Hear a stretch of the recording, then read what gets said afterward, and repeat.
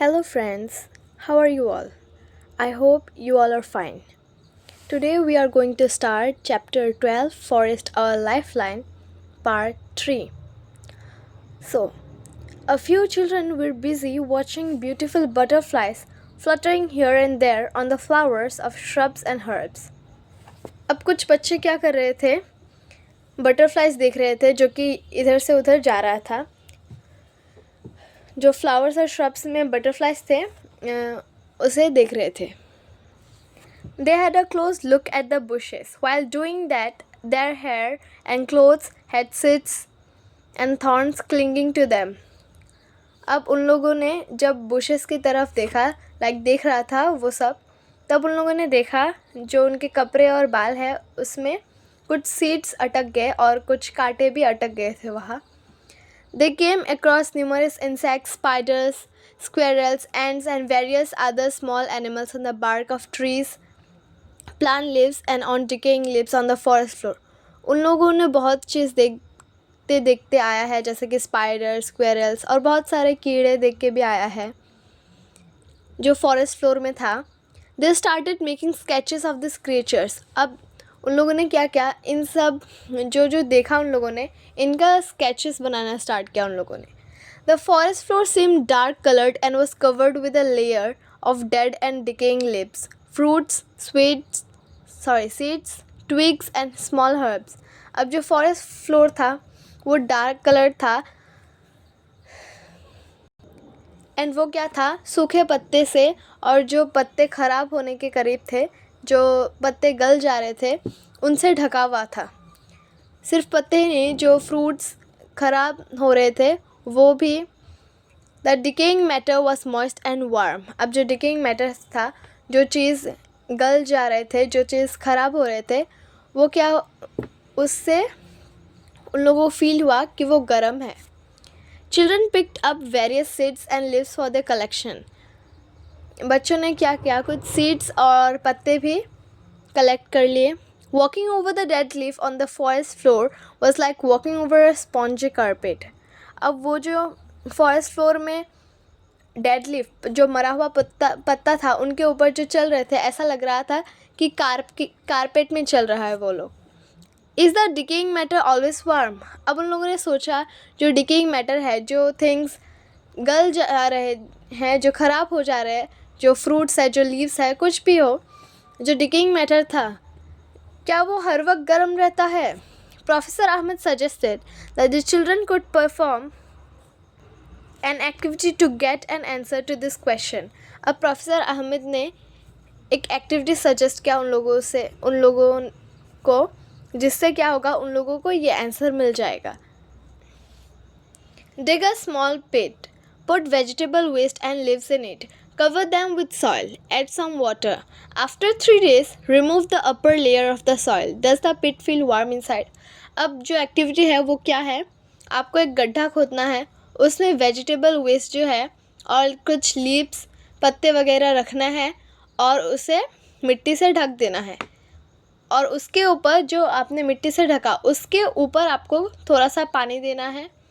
3 दिन के बाद जो अपर लेयर में आपने मिट्टी जो दिया था उसको हटाना है.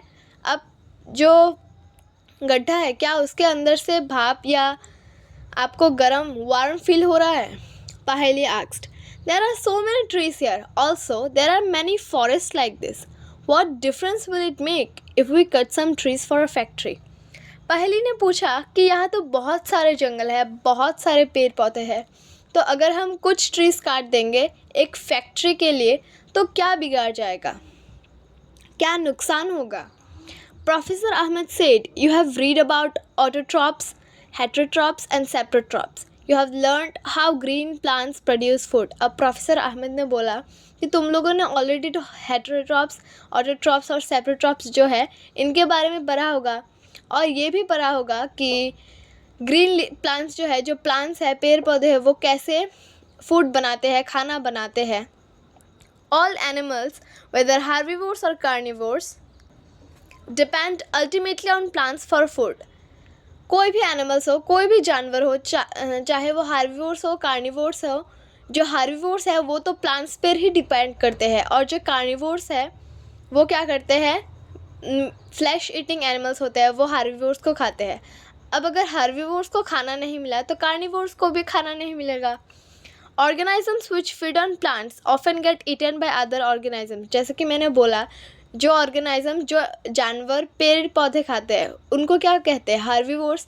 अब हार्बिवोर्स को भी कोई खाता है, और वो कौन है, कार्निवोर्स, जो कि फ्लैश ईटिंग एनिमल्स होते हैं। For example, grass is eaten by insects, which in turn is taken by the frog. The frog is consumed by snakes. अब एक एग्जाम्पल दिया हुआ है, जैसे कि घास कौन खाता है, जो इंसेक्ट्स है वो खाते हैं, फिर इंसेक्ट्स को फ्रॉग जो है वो खा लेते हैं, और फ्रॉग जो है उसे कौन खाता है, स्नेक, और लास्ट में क्या, जो स्नेक है वो ईगल खा लेते हैं, और ऐसे ही एक फूड चेन तैयार हो जाता है। Many food chains can be found in the forest. अब ऐसे ही और बहुत सारे फूड चेन्स फॉरेस्ट में मिलते हैं। All food chains are linked. और ये जो फूड चेन्स है सब लिंक्ड होते हैं एक दूसरे के साथ। If any one food chain is disturbed, it affects other food chains. अब एक भी अगर फूड चेन डिस्टर्ब हो गया, एक भी अगर ख़राब हो गया, एक भी कंपोनेंट को हटाया जाए, या एक भी कंपोनेंट वहाँ से ख़राब हो गया, ख़त्म हो गया, तो क्या करेगा, जो अदर फूड चेन्स है, जो बाकी फूड चेन्स है, उनका भी इफ़ेक्ट होगा। Every part of the forest is dependent on the other parts. Forest का ईच एंड एवरी पार्ट, जो भी चीज़ है वो क्या करते हैं, एक दूसरे के ऊपर डिपेंडेंट होते हैं, डिपेंड करते हैं। If we remove one component say trees, all other components would be affected. अब मानो कि अगर हम एक कंपोनेंट को हटा दें, जैसे कि ट्रीज, अगर पेड़ को हम हटा दें तो क्या होगा, जो अदर कंपोनेंट्स है, जो बाकी कंपोनेंट्स है, उनको वो अफेक्टेड होंगे। कैसे, जैसे कि अगर पेड़ को हटाया जाए तो हार्बिवोर्स जो है उनको खाना नहीं मिलेगा। अब तो हार्बिवोर्स को खाना नहीं मिलेगा तो हार्बिवोर्स तो मर जाएंगे। अब अगर हार्बिवोर्स है ही नहीं तो जो कार्निवोर्स है, जो फ्लैश ईटिंग एनिमल्स है, उनको तो खाना नहीं मिलेगा, वो भी मर जाएंगे। और ऐसे ही ये जो फूड चेन्स है, ये जो हर एक कंपोनेंट्स है, जानवर है, ये लोग अफेक्टेड हो जाएंगे। Then Professor Ahmed asked children to pick up leaves from the forest floor and observe them under a hand lens. अब प्रोफेसर अहमद ने बच्चों को बोला कि एक एक पत्ता लो और हैंड लेंस के नीचे उन्हें ऑब्जर्व करने के लिए बोला, देखने के लिए बोला। They found tiny mushrooms over the decaying leaves. अब उन लोगों ने देखा छोटे छोटे मशरूम्स थे वहाँ। They also saw an army of insects, millipedes, ants, beetle on them. उन लोगों ने ये सब इंसेक्ट्स भी देखे। They were wondering how these organisms live here. अब वो लोग सोच रहे थे ये सब जो organisms है ये यहाँ रहते कैसे हैं। Professor Ahmed explained that apart from these animals, which are easily seen, there are several organisms and microorganisms that live in the soil. अब प्रोफेसर अहमद ने बोला जो ऑर्गेनाइजम्स हम देख सकते हैं, इनके अलावा भी बहुत सारे ऐसे माइक्रो ऑर्गेनाइजम्स जो हम अपने आइज से, आँखों से नहीं देख सकते, जो एकदम ही छोटा होता है, उनको हम सिर्फ और सिर्फ माइक्रोस्कोप के द्वारा देख सकते हैं, वो भी सॉइल में प्रेजेंट है। Paheli wondered what mushroom and other micro organisms eat. अब पहली ने सोचा ये जो मशरूम और अदर जो बाकी छोटे छोटे ऑर्गेनाइजम्स हैं जिसे हम नहीं देख सकते, वो लोग खाते क्या है। Professor Ahmed replied that they feed upon the dead plant and animal tissues and convert them into a dark coloured substance called humus. अब प्रोफेसर अहमद ने बोला कि ये जो माइक्रो ऑर्गेनाइजम्स है वो लोग क्या कहते हैं, जो डेड मरा हुआ प्लांट्स है, मरा हुआ पेड़ पौधे है, और जो एनिमल्स है मरा हुआ, उनको खाते हैं और उनको एक डार्क कलर्ड सब्सटेंस में कन्वर्ट करते हैं खा के, और उस सब्सटेंस को हम ह्यूमस कहते हैं। In which layer of the soil would you find humus. अब आपको पूछा गया है कौन सी लेयर का, सॉइल के कौन से लेयर में आपको ह्यूमस मिलता है, and that's the answer is हमें जो ह्यूमस मिलता है वो टॉप सॉइल में प्रेजेंट होता है। What is its importance to the soil. अब इसके ये जो ह्यूमस है इसके बहुत सारे इम्पोर्टेंस है। Example, it makes the soil fertile, जो सॉइल है उसको फर्टाइल बनाता है। जो प्लांट्स है, पेड़ पौधे हैं, उनको ग्रो करने में मदद करते हैं, उनको न्यूट्रिएंट्स प्रोवाइड करते हैं।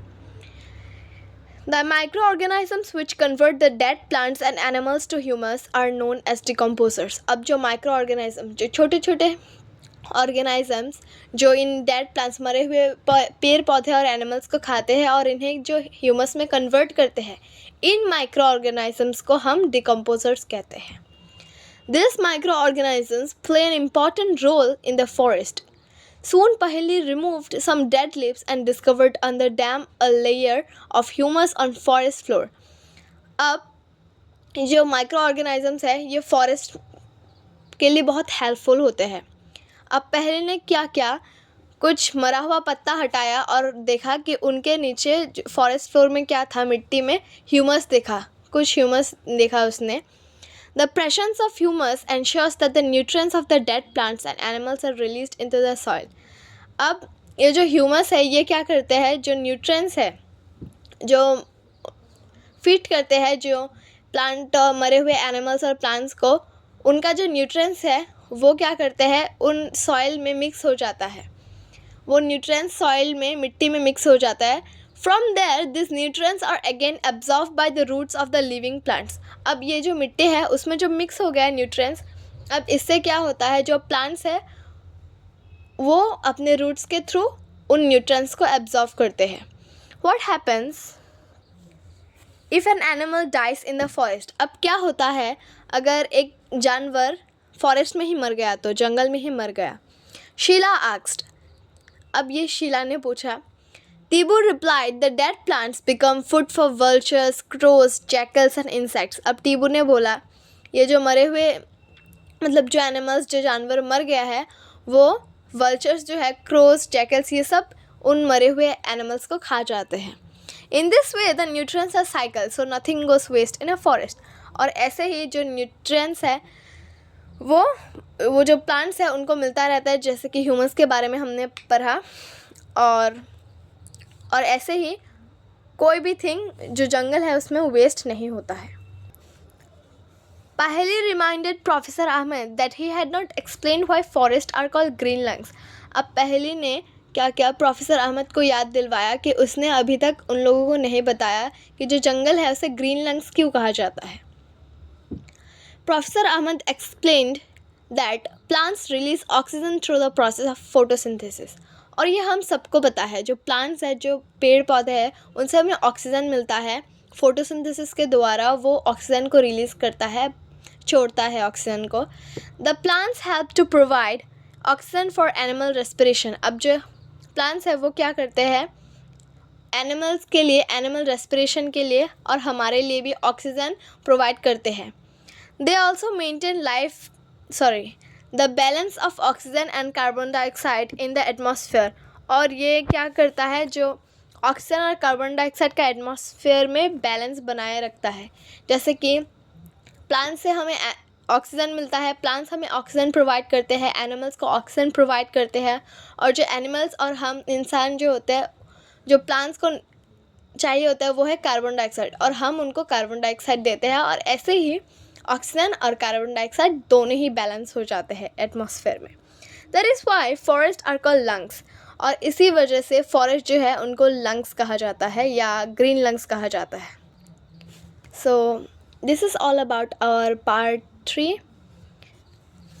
हम नेक्स्ट पार्ट से स्टार्ट करेंगे हम अपने पार्ट 4 में. Bye bye to you all. Meet you in next video.